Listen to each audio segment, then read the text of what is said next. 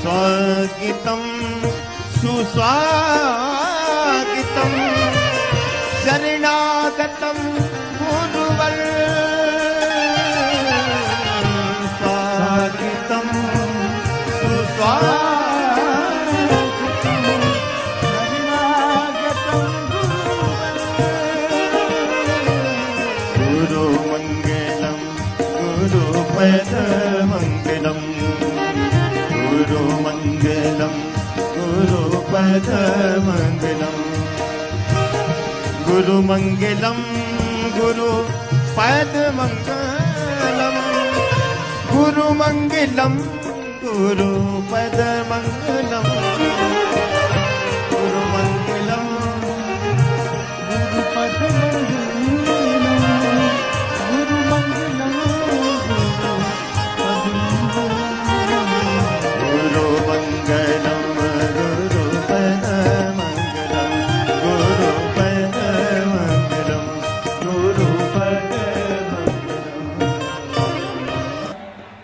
आज से 7 दिन तक हम आप सभी श्रीमद् भागवत महापुराण गुरुदेव भगवान के मुखारविंद से श्रवण करेंगे।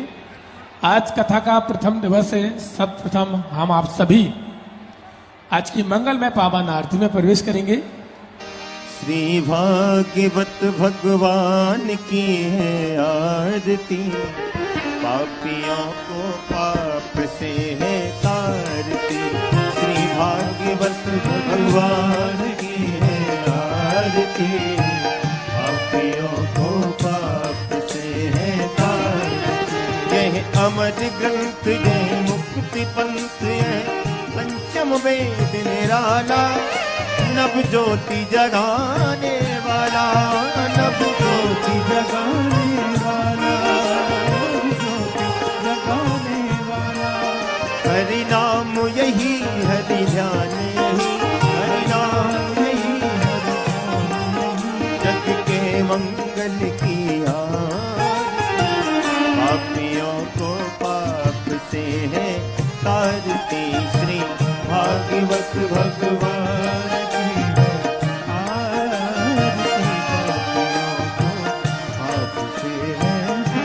देवों की नगरी में, बाबा भानगिर की नगरी में, राजा महाराजाओं की नगरी में, संतों की तपोभूमि की नगरी में, इस भूमि में 7 दिन के लिए आने की कृपा उनकी हम पर है।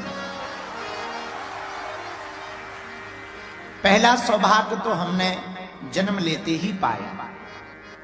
बड़े भाग्य मानस तनु पावा, बड़ा भाग्य पहला पाया, मनुष्य तन पाया। मान लो भैंसिया बने हो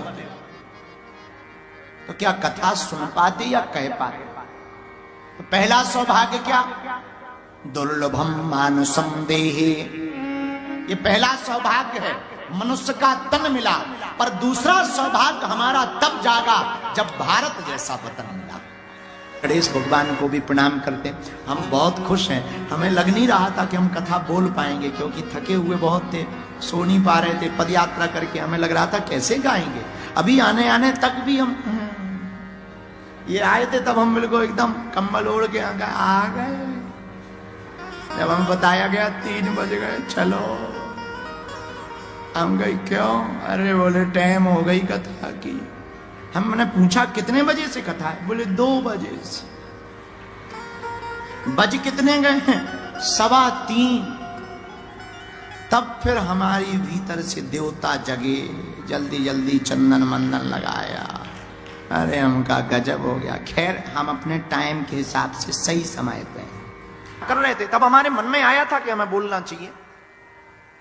हमने एक नारा दिया, जात पात की करो विदाई, हम सब हिंदू। बहुत लोगों ने कुतर्क किया, तर्क भी किया, सपोर्ट भी किया।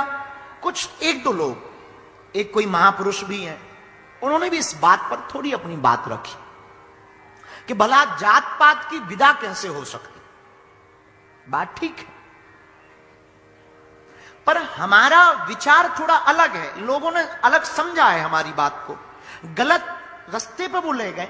जात पात की विदाई का मतलब ये है, कुछ सब समाज के लोग, कुछ लोग जो समाज को किसी वर्ग को नीचा दिखाने के लिए उनसे छुआछूत रखते, घृणा रखते, उनको नीचा बताते, उनको पीछा बताते, उनको पिछड़ा बताते, उनको बिछड़ा हुआ बताते। इस संकल्प का हमारा उद्देश्य सिर्फ इतना है, इस यात्रा का उद्देश्य इतना था, और इस बात का उद्देश्य केवल इतना है। पूरे धर्माचार्य मठों के महंत और आचार्यों से कहेंगे, आप हमारी बात को बहुत गंभीरता से सुनना।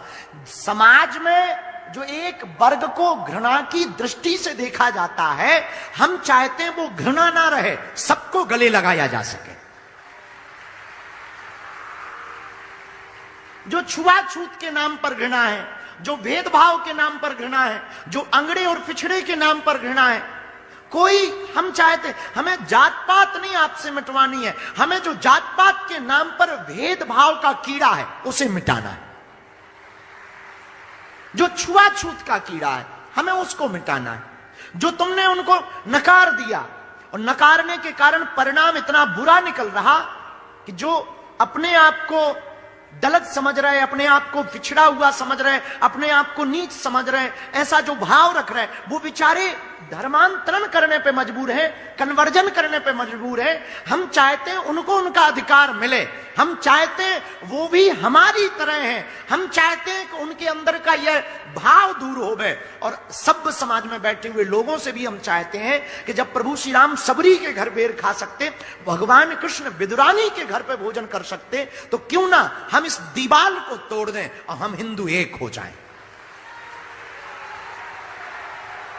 किसी भी महंत, संत या आचार्य हम आपको ठेस पहुंचाने के लिए यह काम नहीं कर रहे। बहुत से लोग गालियां बक रहे हैं, बहुत से लोग हमको भला बुरा कह रहे हैं, बहुत से साधु समाज कृपा भी कर रहे हैं, हम दोनों पक्ष देख रहे हैं। हम बहुत परेशान भी नहीं है कि कोई अगर हमें गाली बके तो हम परेशान हो जाए, हम बिल्कुल भी परेशान नहीं होते। बस हमारी बात को तोड़ मरोड़ कर प्रस्तुत ना करें, इस बात पे हमें बुरा लगता।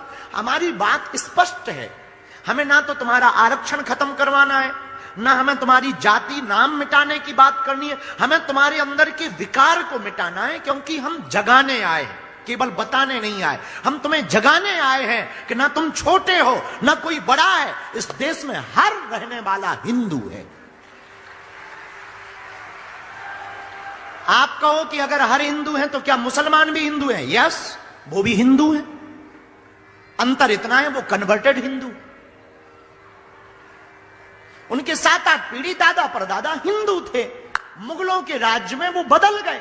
असली मुसलमान तो अरब में है, इराक में है, दुबई में है, अबू धाबी में है। यहां तो जितने मुसलमान हैं वो सब हिंदू हैं। उनके 7-8 पीढ़ी के बाद अगर लेखा जोखा निकालो तो रामलाल श्यामलाल निकलेगा। तो इस देश में जितने लोग रहते हैं वो हिंदू हैं, और हम चाहते ये देश एक हो, हम चाहते इस देश में भेदभाव मिटे। तो जब हमारे वाल्मीकि समाज के लोग यहां आकर आरती कर रहे थे, तब हमारे मन में आया कि हम ये कहेंगे कि ये वीडियो कट करके आज ही डालो। हमारे प्रार्थनाएं सभी संतों से, महंतों से, शंकराचार्यों से, आचार्यों से, हमारी बात को आप गलत मत ले जाएं। हाँ, इस बात पे तो हम अडिग हैं कि इस देश के प्रत्येक व्यक्ति के विचारों से हम भेदभाव और छुआछूत मिटाने के लिए अपने संकल्प को देके रहेंगे। तब तक रुकेंगे नहीं जब तक भेदभाव नहीं मिट जाएगा।